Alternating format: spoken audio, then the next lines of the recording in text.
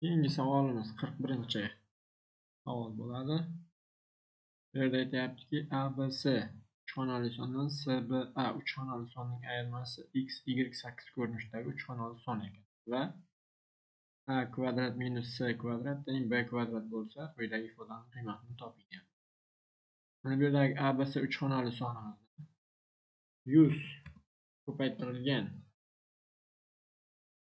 a plus 10b plus c. Keyingi CBA uch xonali sonimizni 100c minus 10b minus a ko'rinishda yozib olamiz va ifodani soddalashtirsak 10b lar qisqarib ketadi. Natijada 99 ko'paytirilgan a minus c ko'rinishi keladi. Mana bu ifodamiz x, y, 8 ko'rinishidagi uch xonali son ekan.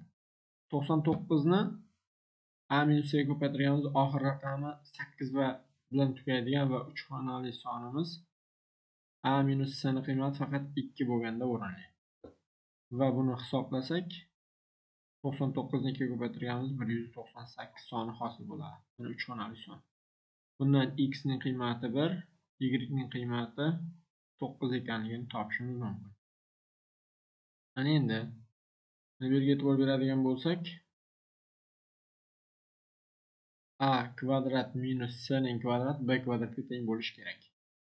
C ko'paytirish formulasiga ko'ra a minus c ko'paytirilgan a plus c miz a kvadrat minus b kvadrat degan va bu b kvadratga teng. Mana shu ifodada a minus c ni o'rniga 2 qo'ysak, a plus c miz qandaydir sonni kvadrati hosil bo'lishi kerak. Kvadrat hosil bo'lishi uchun bu shartni qanoatlantiradigan a plus c ning qiymati 8 ga teng bo'ladi. Chunki a plus c bilan 2 ning ko'paytmasi biror sonning kvadratiga kelishi kerak. Har qanday sonni 2 ga ko'paytsak juft son hosil bo'ladi. 3 ning kvadrati juft bo'la olmaydi. 4 ning kvadrati juft bo'ladi. 4 ning kvadratiga kelish uchun a plus c ning qiymati 8 bo'lishi kerak. Endi a minus c 2 ga teng, a plus c 8 ga tengligidan sistemadan a ning qiymatini topsak 5, b ning qiymatini topsak 3 ekanligini topishimiz mumkin. Mana endi a b ning qiymati deb yozyapmiz, c ning qiymati. A bilan c ning qiymati topildi. Endi b ning qiymatini topsak, b ning qiymati o'zi bizda ma'lum edi.